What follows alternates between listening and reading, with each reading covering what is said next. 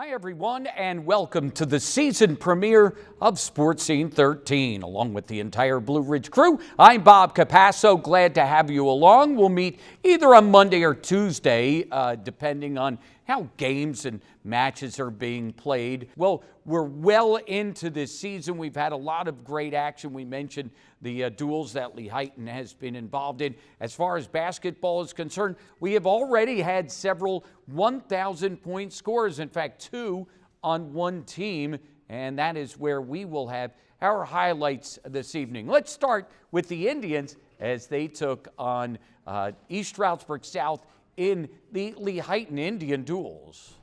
At the Lehighton duels, Lehighton and East Stroudsburg South at 1:21, it's Jack Lusakanish and Bernard Axe. Lusakanish with the third period pin. Lehighton goes up 12-6. 1:27, Danny Edgar against Luke Falzone. Edgar with the takedown on his way to a 14-13 decision. At 1:45, Lucas Crozier faces Jaden Bowman. With time running down in the first, Crozier gets the pin. 1:52, Evan Wentz against Nick Panapinto. Wentz gets the first period pin. Then at 1:60, it's Connor Nalesnik and William Thomas. Nalesnik with the takedown, and then he works the pin in the second period. Lehighton takes a 39-12 lead and wins it 42-27. Boys basketball now, Pocono Mountain West and Truman. The big story, KJ Coles and Adrian Brito joining the 1,000-point club. Brito gets the basket. He got it the game before against Scranton Prep. Then Coles gets the steal and the layup. There's his 1,000th. In back-to-back games, KJ Coles and Adrian Brito hit the milestone. Pocono Mountain West beats Truman 72-49. Northwestern and Kutztown, the give and go, Eli Zimmerman to Gavin Nelson, and that's the 1,000th career point for Gavin Nelson. After the celebration, one more jumper for Nelson. Northwestern beats Kutztown 76-54. Girls basketball now, Wallenpaupack and Forest City. Ella Smith with the 3 to get things going. And then off the miss, it's Smith with the grab and go. She goes end to end. Ella Smith scores the 1,000th point of her career. She gets the celebration, and the Buckhorns get a 51-27 victory over Forest City. Northern Lehigh and Lehighton, Katie Bartold for 3. That is the 1,000th career point for Bartold. She gets a celebration as well, and the Bulldogs pick up a 62-21 victory. And one more milestone, Kara Thomas becomes the Tigers' girls basketball all-time leading scorer, passing Paige Severin as the Tigers beat the Green Knights 72-33. About that, a couple of 1,000-point scores and a school record over at Northwest. Back to our season premiere of SportScene13 here at Lehighton, featuring the Indian wrestling team off a pretty good season, getting set for the Colonial League Championship match on Sunday, and then of course looking at district duels down the road as well. So it's been a pretty good season, and the Indians hoping to keep this thing going. And with us this evening, Evan Wentz, Connor Nalesnik, and Jacob Ferguson. First of all, guys, welcome. Thanks for joining us tonight. Let's talk about this team. It's been a pretty good season, especially in the 2 big events, the 2 duels, the Tamaqua and the Indian duels that you've had. Talk about this season and how well the team has been doing so far this year. Yeah, I mean, we have a good work ethic this year. I mean, we always do every year, but, something changed this year since the start of the practices, and we kind of just take that into all of our matches, going into the duels. Coach always emphasizes, toughest teams win, and we were some of those toughest teams. We have the same lineups, match 1 through match 5, and that's what wins those duels. How about the Indian duels? 4-1. You take a part of that championship. How big was that on a long morning/afternoon to come out one of the top teams in that group? So honestly, I think the Indian duels was the best we wrestled all year. We had a lot of teams that might have appeared better than we were, but we came out to actually wrestle that day. And I mean, the only match we lost was against Manheim Central, and there were some questionable calls in that match. So, I mean, I think we wrestled great that day. So, I think the North Schuylkill match was kind of impressive for you guys to come out with a win. Talk about that one. Oh, I mean, absolutely. Every year we wrestle them. It's always coaches putting it down on paper. It's like, we could win this match, could lose this match. This one's a toss-up. And again, this year it was one of those matches. Coach was like, we're going to need everyone to do their job. And we kind of just went out there. Everyone wrestled how they should wrestle. And we ended up, it wasn't too close. We win by 20 points. And I mean, I don't even think we were expecting that ourselves. When you go into something like that where you're going to wrestle 5 matches, what's the mindset for that as far as the team?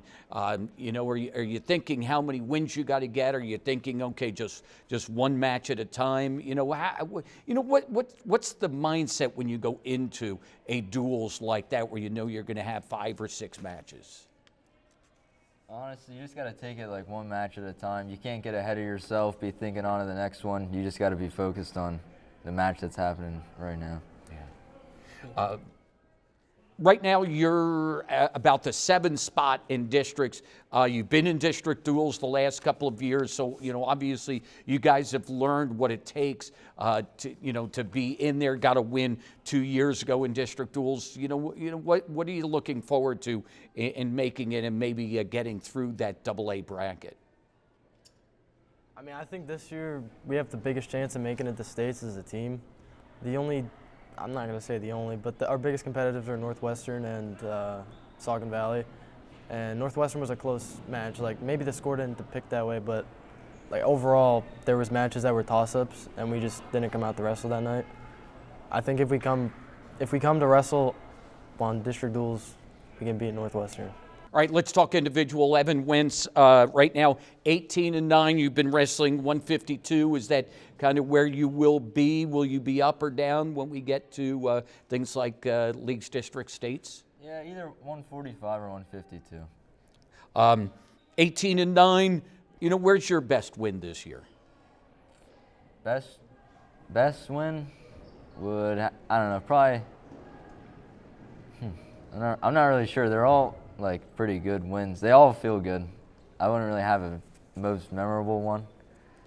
I mean, how have you been wrestling this year? How do you feel you've been wrestling here as we get? We're a little past halfway. 3 individuals. You have the championships in the Colonial League on Sunday. How do you feel you're wrestling right now? I would say the season started off definitely rough for me, but I've been picking it up as of recently. I've had a pretty good couple of last weeks of winning. So. Let's go, Connor Nalestik. You are also 18-9 so far this year. You kind of got a cool win against Panther Valley because... Yeah, my dad coaching there, that was the first time I got to wrestle against him. And I've wrestled against kids on his team, but he kind of stepped back to not coach that match. But he was the only coach there that day, so I had to wrestle against him. And that was pretty cool, go home and he had talks about that, family dinner and all that. So. He didn't throw the kitchen sink at you? Not throw the kitchen sink. Talk about your best win this year individually. I mean, like Evan said, all the wins feel good, but I think my most memorable one comes at the Indian duels versus North Schuylkill. They bumped their 152-pounder up, Nathan Sterner, and he's pretty good, regional qualifier, 80 career wins, and I went out there and pinned him in a minute. How do you feel you're wrestling right now? I mean, there's always stuff to improve on. You can have a great match, but you got to keep watching the film, see what you can do better, and that's kind of how I focus. I don't really worry about the past. I kind of, just look forward to what's next and improve on that. All right, let's go to Jacob Ferguson, 172 pounds, 3-2 right now. You started, you stopped. It looks like you're starting back up again. Talk about your kind of stop and start season here. So I pretty much just got to wrestle the first tournament of the year at Brandywine, and I actually made it all the way to like the placement match, and then in the last minute of the match I hurt my ankle, and yeah, it's been really frustrating going throughout the season. And I tried coming back like 2 weeks ago, and then I got injured again. So yeah, it's pretty frustrating. What's it been like to battle back? Putting all that work into it. I mean, it's really tough because wrestling on an ankle injury is probably one of the hardest things you can do because you're always on your feet when you're wrestling. And I've constantly been putting in work, and then I just have minor setbacks, and then, yeah, that's pretty much it. Now, you've had some success, fourth as a sophomore, third at districts. Last year, you did pretty well at regionals. Talk about, what you have done and what you're hoping to do come postseason then. So, yeah, my sophomore year, I had actually a really good win to go to regionals. I beat a kid that pinned me in the first period the year before, and I beat him in overtime. It was really exciting. And then I got the feel for regionals that year. I did all right. I think I won one match. And then the next year, got third at districts, went on to regionals, wrestled some good matches, won 6-5, and then my match to actually go to states, I think I majored the kid. I mean, I was really into that match. I just wanted to get to states. So now I have the experience, and then the hope is to hopefully make it to the district finals, because I've always wanted that first place medal. Yeah. And then going to regionals, hopefully top 3, ideally. And then I'm hoping to get a state medal this year. Yeah. Now joined by Lucas Crozier, Mark Macias, and head coach Floyd Brown. Guys, thanks for joining us. Thank you for having us. This is interesting because we were talking before we came on. We have a couple of sophomores that are key performers for you. It's kind of a young team right now. Yeah, our team this year very young. We have 3 seniors that get some time in the lineup, but other than that, we're a pretty young team. We got a lot of sophomores, a couple juniors, a couple freshmen, and even one of our seniors has really not wrestled any dual meets yet, and we're hoping to get him back shortly. But yeah, very young team. It's kind of exciting to look ahead and see what they can do in the future. And but yeah, we're hoping to close out this year on a good note and look forward to the future as well. So yeah. How about it, young guys? What's it been like stepping up to the varsity here? It's something I've looked forward to for a long time. Something I expected to do last year, but I was injured, so I couldn't really do that. But definitely a big, expectation of mine. Something I take pride in. Oh yeah, for me it's been a lot. It's been fun. Filling in a big role for a really great wrestler. It's not easy, but I didn't think I was going to be successful early on. So happening's happening, and I'm happy I'm helping my team win some matches. Yeah, and we've always know this kind of goes hand in hand, but you guys each are a big part of the football team too. As youngsters, how much did that help when you got into wrestling? Being in varsity action like that. I guess you're kind of used to that spotlight already, so it definitely helps mentally, just not being as nervous, or you're a lot more prepared for it. But definitely staying active in the off season keeps you ready for it. Yeah. Let's talk about this team so far. Right now at 9-6, but I look at the 2 duels events that you were in, and both of those you did so well. Talk about doing well in the Tamaqua and the Lehighton duels. Well, that's tough because you're wrestling a lot of matches, and that's exhausting. But it's a lot of mental stuff too, just keeping your head up, and you got to be strong to get through those. Oh yeah, for me it's especially we didn't get a lot of regular season duels this year. So those 2 dual tournaments are what's going to help us get better seeding for duels. So, we talked to the team, and, you want to go out and win as many matches as possible. And luckily at the Tamaqua duels 4-2, and then for our Indian duels 4-1 and tied for first. So, it's helping us get better for districts, and hopefully, we can qualify for states as a team, which has never been done in school history. Your chances in district duels. You know, I think there's one team that kind of stands above most of the teams, but the other 7 teams, you know, for that second spot, I think is pretty even. I think we have just as good a shot as the other 7 teams or 6 teams that are left. You know, I feel as we're getting healthier, I think that really helps us out, and I think we have a good chance to be very competitive there, and hopefully, you know, we can win 2-3 matches and see where we're at. So. We met the 5 guys here. Is there somebody who we might see something big from other than these guys? Yeah, you know, I think there's a couple guys on our team that haven't been here that I think could do very well in the postseason.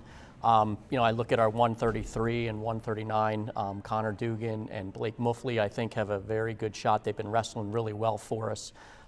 Brock Salt at 160 has been doing a great job. Even 89 and 215, I think we have 2 solid kids that could be competitive, and Devin Armbruster and Connor Rowitz. So yeah, I think all our guys, I mean, we have I feel a pretty solid lineup of good kids, and I think they could, all of them could make some noise in the postseason, I'm hoping so. Yeah.